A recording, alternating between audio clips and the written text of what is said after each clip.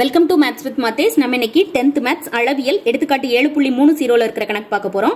களிமண் கொண்டு செய்யப்பட்ட 24 சென்டிமீட்டர் உயரமுள்ள ஒரு கூம்பை ஒரு குழந்தை அதே ஆரமுள்ள ஒரு உருளையாக மாற்றுகிறது எனில் உருளையின் உயரம் காண்க அப்படின்னு சொல்லி கேட்டிருக்கிறாங்க. அதாவது களிமண் கொண்டு ஒரு கூம்பு வடிவத்தை ஒரு குழந்தை உருவாக்குது. இதனுடைய உயரம் நமக்கு கொடுத்துட்டாங்க 24 சென்டிமீட்டர். இந்த கூம்பு வடிவத்தை நமக்கு அந்த குழந்தை என்ன வடிவமாக மாற்றுது அப்படின்னா உருளையாக மாற்றுது. அந்த உருளையினுடைய ஆரமும் இந்த உருளையின் ஆரமும் இந்த கூம்பின் ஆரமும் சமமா. சோ இந்த கூம்பிற்கு ஆரம் எங்க இருக்கும் அப்படின்னா இதுதான் கூம்பினுடைய ஆரம். இந்த ஆரமானது இந்த உருளையின் ஆரத்திற்கு சமம். சோ இது ரெண்டுக்கும் சமமான ஆரம் இருக்குது அப்படின்னா இந்த உருளையின் உயரம் என்ன அப்படின்னு சொல்லி கேட்டிருக்கிறாங்க. இதை H1 எடுத்திருந்தோம் அப்படின்னா இது H2. இந்த H2வின் மதிப்பு தான் நமக்கு கேட்டிருக்கிறாங்க. இதனுடைய ஆரமும் சமம்னு சொல்லிட்டாங்க. அதே மாதிரி களிமண்ணால செய்யப்பட்ட இந்த உருவத்தை அப்படியே மாற்றி தான் இந்த உருளை செய்யறாங்க. சோ இந்த கூம்பின் கன அளவும் இந்த உருளையின் கன அளவும் சமமா இருக்கும். சோ இந்த கான்செப்டை பயன்படுத்தி இந்த H2வின் மதிப்பை ஈஸியா கண்டுபிடிச்சிடலாம். கூம்பின் கன அளவும் இந்த உருளையின் கன அளவும் நமக்கு சமம். ஏன்னா இதே களிமண்ணை வச்சுதான் அப்படியே இந்த உருளையை பண்றதுனால ரெண்டினுடைய கன அளவும் சமமா இருக்கும். சோ கூம்பின் கன அளவுக்கான ஃபார்முலா 1/3 πr²h. உருளையின் கன அளவுக்கு ஃபார்முலா πr²h.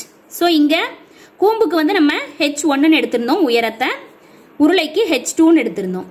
ஆரம் ரெண்டுக்குமே சமமா தான் இருக்கு. சோ 6ன்னு அப்படியே எடுத்துக்கிறோம்.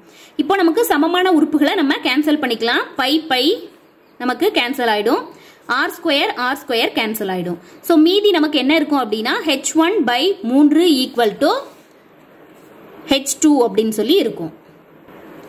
H1/3 = H2. இதுல H1க்கு நமக்கு மதிப்பு கொடுத்திருந்தாங்க. அந்த மதிப்பை அப்படியே பிரதிட்டுக்கிறோம்.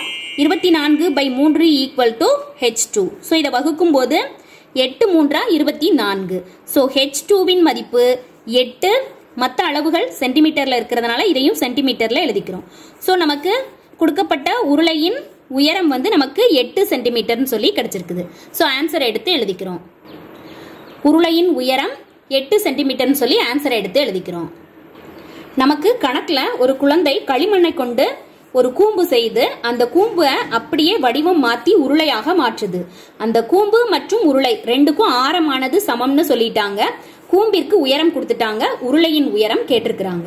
சோ இதே களிமண்ணை வச்சுதான் இந்த உருவமும் பண்றதுனால இவை ரெண்டின் கன அளவும் சமம். சோ இந்த பேசிக்கான கான்செப்டை பயன்படுத்தி ரெண்டுக்கும் ஃபார்முலா எடுத்து எழுதுறோம். ஆரம் மதிப்புகள் ரெண்டும் சமம்ங்கிறதுனால அது நமக்கு கேன்சல் ஆயிடும், பை மதிப்பும் கேன்சல் ஆயிடும். சோ H1 இன் மதிப்பை பிரதியிடும் போது நமக்கு H2 ஆன உருளையின் உயரம் ஈஸியா கிடைச்சிருது.